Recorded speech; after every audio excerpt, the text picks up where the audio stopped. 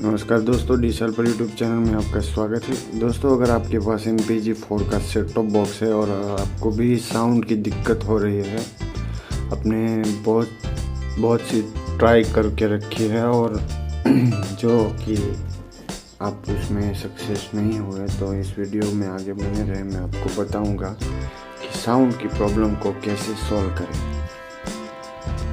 दोस्तों, मैंने एक बार अपने सेटअप बॉक्स को जो पूरा है वो फैक्ट्री रीसेट किया, फिर भी मेरी प्रॉब्लम सॉल्व नहीं हुई थी।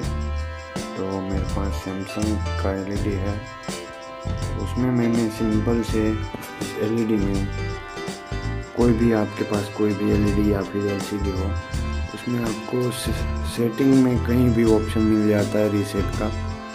दोस्तों, जैसे आप रीसेट करोगे, जैसे आप सैमसंग LED में देख सकते हैं, जनरल सेटिंग के अंदर आपको रीसेट का ऑप्शन मिलता है। यहाँ से आप रीसेट करोगे